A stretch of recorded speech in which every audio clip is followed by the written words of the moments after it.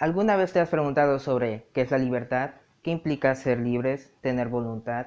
¿Qué es el bien o el mal? Bueno, todas estas son cuestiones filosóficas de lo más común, y en su canal Los Superplatónicos hablaremos hoy al respecto.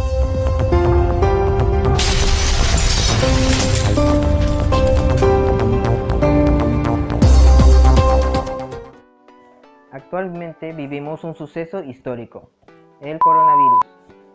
El coronavirus, bueno, COVID-19. No profundizaré en el suceso en sí, sino en cuestiones que en lo personal me parecen importantes. Esta pandemia nos ha dejado ver tanto lo mejor como lo peor del ser humano. Pero lo que más me preocupa en lo personal es qué tan libres éramos antes de lo ocurrido. Esta duda surge más que nada de las medidas de seguridad tomadas de todos los gobiernos del mundo, y voy a hablarles en el caso específico de México, país donde vivo.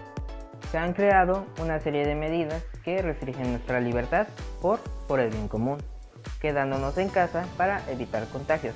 Pero, ¿cómo sobreviviremos a este confinamiento? Ojo, no estoy criticando las medidas que ha tomado el gobierno, solo estoy reflexionando al respecto, pues no soy ningún experto. ¿Acaso alguien recuerda los tiempos pre-COVID?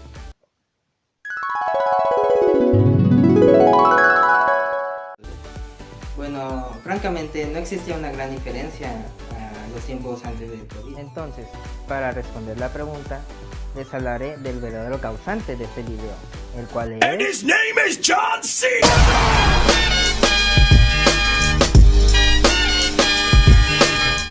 Era broma, claro está. Me refiero al filósofo San Agustín de Hipona, un personaje de lo más especial, se podría decir, y por eso antes de responder la pregunta, hablaremos un poco.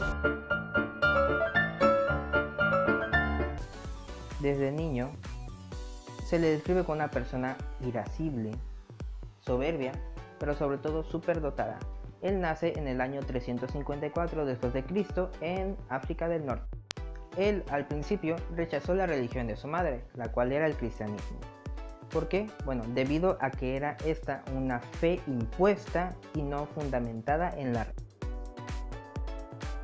Sin embargo, a los 18 años de edad formaría parte de los maniqueos, la cual fue una herejía condenada en ese momento. ¿Por qué? Bueno, debido a que él lo motivaba el problema del mal. Era una cuestión sumamente importante.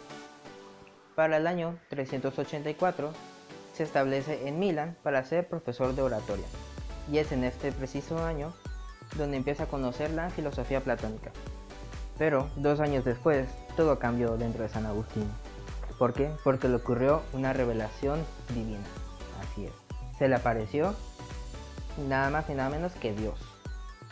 Y es a partir de este punto cuando empieza a desarrollar sus escritos más importantes.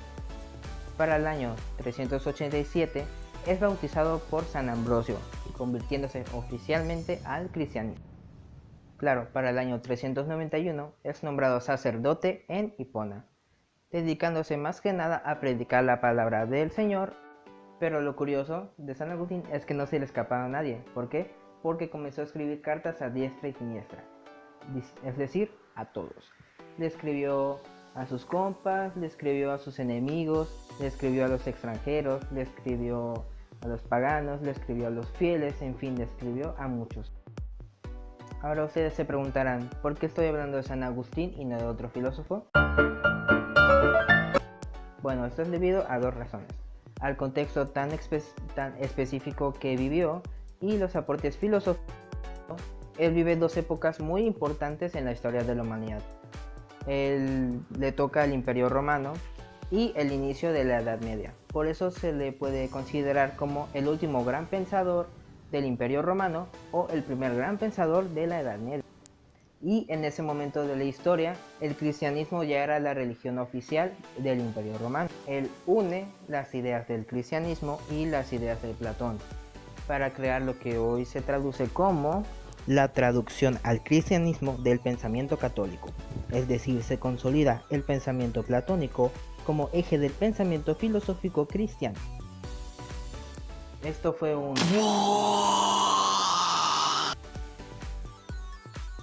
Ahora, respecto a sus obras filosóficas, destaco 3. que son los soliloquios, las confesiones y la ciudad de Dios.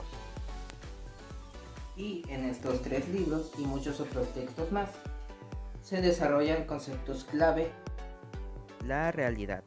Afirma que existen 2 grados de realidad: Dios, que es inmutable, eterno, y la creada por Dios, que es lo cambiante y lo finito. La interioridad y la verdad. Nos dice que el camino a la verdad es interior. ¿De qué puedo estar seguro? Pues existo, vivo, pienso, siendo verdades eternas e inmutables puestas por Dios. El hombre conoce gracias a la luz natural de Dios. Fe y razón.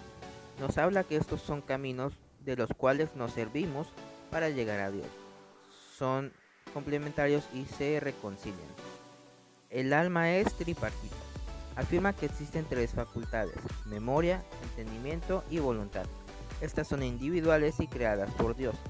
En relación al cuerpo, no están separadas de la creación. Él piensa que es nihilo, es decir, fue de la nada y sucede toda a su vez. Afirma que el comienzo ya contienen las semillas de todas las cosas que serán a su tiempo. El tiempo.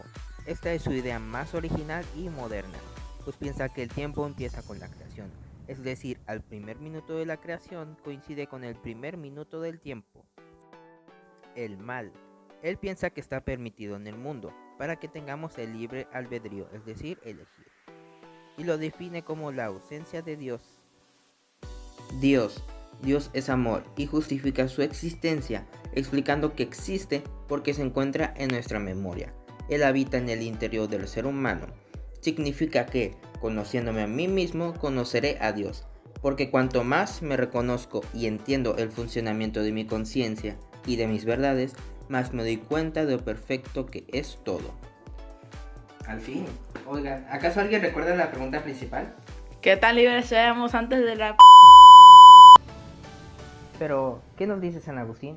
Bueno, él diferencia lo que es la libertad y el libre albedrío. Mientras que el libre albedrío lo concede como la capacidad de elegir, la libertad se ejerce solo cuando realizas la acción buena. Si elegimos quedarnos en casa y no salir para nada, seremos libres. Pero, en cambio, si elegimos salir de casa, sea por el motivo que sea, seremos esclavos de esta mala decisión. Vaya problema, ¿no? Bueno, a esto se le conoce como la paradoja de la libertad. Y admitámoslo, chicos, la libertad es una paradoja en sí misma. Y la libertad, al ser un concepto abstracto, no puede englobarse de manera tan fácil. También podríamos pensarla como las decisiones entre lo bueno y lo malo, pero hay que preguntarnos nuevamente, ¿qué es lo bueno?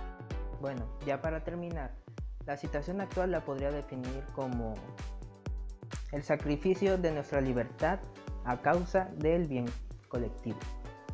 Es decir, tenemos que ceder algunas de nuestras libertades, algunas de nuestros derechos para poder sobrevivir como sociedad y también como individuos en consecuencia. Vaya lío, ¿no? Bueno, espero que se hayan entretenido y sobre todo reflexionado. Esto ha sido todo por mi parte, muchas gracias por ver. Los invito a ver los siguientes videos, muchas gracias.